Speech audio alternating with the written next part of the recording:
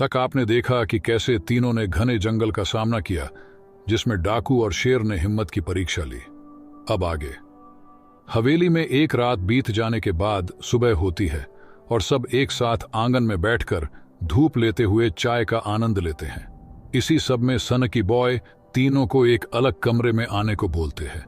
कमरे में आने के बाद सनकी बॉय तीनों को बुलाने का मकसद बताते हैं कि इस हवेली में बेहद बड़ी साजिश रची जा रही है। श्वेत ठाकुर ने कहा, चाचा कैसे साजिश और क्यों? तभी दरवाजे पे किसी ने जोर से खटखटाया। सब एकाएक खड़े हो गए। शायर छोटू में कहा, क्या हुआ, सब ठीक है ना? दरवाजे में दस्तक देने वाला बावर्ची था, जिसका नाम सिद्धार्थ वर्मा था। सिद्धार्थ वर्मा ने कहा, बड़े मालिक, रसोई में अचानक आग लग गई, जल्दी चलिए। आग लगने की वजह सामने नहीं आई, मगर क्या थी वजह जिसके वजह से आग लगी रसोई में? बावर्ची सिद्धार्थ के साथ एक नौकरानी भी थी, जिसका नाम सोनी था। सोनी ने कहा, साहब हमें नहीं पता, मैं तो पानी लेने गई थी। सब वापस इसी कमरे में आए और सनकी बॉय ने मकसद बताया कि शादी होने वाली है मेरी, और इस हवेली में हर बार जिसकी शादी हुई वो मारा गया है। आशुतोष तिवारी ने बोला, ऐसा क्यों हो रहा है, उसकी क्या वजह है? सनकी बॉय ने कहा, बहुत लंबी कहानी है, बाद में बताऊंगा। और सनकी बॉय अपने काम में चले जाते हैं। छोटू श्वेत भी हवेली में घूमने लगते हैं। वही आशुतोष तिवारी शादी में उपयोग होने वाली आवश्यक सामग्री का पर्ची बनाने में व्यस्त हो जाते हैं। शायर छोटू हवेली में घूमते घूमते एक हवेली के पीछे वाले आंगन में आ जाता है। वहां एक विशाल बरगद का पेड़ था। वही एक कुआं था, जिसमें एक सुंदर सी कन्या पानी भर रही थी। शायर छोटू ने कहा, सुनिए, क्या आप इसी हवेली में रहती हैं? पहले कभी दिखाई नहीं दिया। वो कन्या ने कहा, जी, हम यही रहते हैं, हमारा नाम सोनल है। आपको कुछ काम है हमसे? अचानक श्वेत ठाकुर आते हैं और छोटू से बोलते, किससे अकेले में बातें कर रहे? छोटू पीछे घूमकर श्वेत ठाकुर को कहता है, इस लड़की से। श्वेत ठाकुर बोले, लड़की? कौन लड़की, कहाँ है लड़की? शायर छोटू पलट कर देखा तो वो लड़की वहां पे नहीं थी। शायर छोटू ने कहा, ये अभी यही थी। उसने अपना नाम सोनल बताया। श्वेत ठाकुर ने कहा, लगता है शायर अपनी शायरी में इतना खो गए कि अब लड़कियां भी नजर आने लगी। छोटू को कुछ समझ नहीं आया कि हो क्या रहा है। तभी श्वेत और छोटू वापस एक साथ हवेली के दूसरी तरफ चला जाते हैं। शाम होती हो जाती है। तभी सनकी बॉय काम करके वापस हवेली में आते हैं। श्वेत ठाकुर और शायर छोटू पंडित आशुतोष तिवारी के पास बैठकर शाम की होने वाली रस्म की तैयारी में रहते हैं। सनकी बॉय भी साथ में आ जाते हैं। छोटू ने पूछा, सनकी भाई, यहाँ क्या कोई सोनल नाम की कन्या है? सनकी बॉय के होश उड़ गए। बोले, तुम कैसे जानते हो इसको?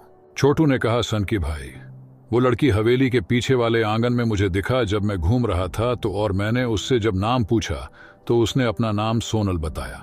अब सनकी बॉय श्वेत और आशुतोष सहित छोटू को हवेली में बीती हुई घटना बताते हैं।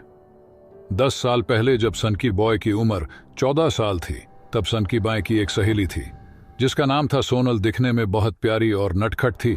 अचानक एक दिन हवेली में डाकू ने हमला कर दिया, जिसमें हवेली के 15 लोग मारे गए, जिसमें से सोनल छोटी सी बच्ची को कुआं में फेंक दिया गया, और अक्सर वो सोनल की आत्मा उस कुएं पास नजर आ जाती है। हमले के बाद जब हमला करने वालों को पकड़ा गया, तो हवेली का प्रधान, जिसका नाम था भानु प्रताप उर्फ फनी बॉय के नाम से जाने जाना वाला, अपनी बीवी कौर उर्फ मंथरा के साथ साजिश कर वफादारी का हिसाब गद्दारी से निभाया था। भानु प्रताप का लड़का और उसके परिवार वाले आज 10 साल बाद इस हवेली में ही काम कर रहे, मगर यही लोग की साजिश है जो आज तक इस हवेली में सहनाई नहीं बाजी। आने वाली पूर्णिमा की रात हवेली में कुछ बड़ा होने वाला है, जिसके अगले दिन शादी है, इसीलिए आप तीनों को बुलाया गया है। श्वेत ठाकुर ने कहा, अगर ऐसी बात है तो पूर्णिमा की रात कयामत की रात होगी। वही छोटू ने कहा, महादेव की सौगंध एक बाल भी बाका नहीं हो पाएगा। वही आशुतोष तिवारी ने कहा, इस हवेली में कुछ बुरी शक्तियों का वास है, जो इन्हीं के मारे हुए लोग हैं जिन्होंने गद्दारी की थी। रात हो जाती है। अचानक कुछ और नए मेहमान का आगमन होता है। 2 लड़कियां, एक छोटी बच्ची। एक लड़की जो जासूस थी, जिसने बहुत बड़े बड़े रहस्य से पर्दा उठाया था, उसका नाम अंकिता सिन्हा था। वही दूसरी लड़की जो कभी योद्धा थी, पूजा टावर, जिसे प्यार से पूजी बुलाते थे। वही एक छोटी बच्ची जिसका नाम कियारा था। ये सब सिर्फ एक मकसद से आए थे, और वो मकसद था पूर्णिमा की रात होने वाली शादी को सफल बनाने में पूरी कसर लगा देना। अब हर किसी का हर किसी से परिचय हो चुका था और सबको अब सब मालूम था। सन की बॉय ने सबका बखूबी स्वागत सत्कार किया।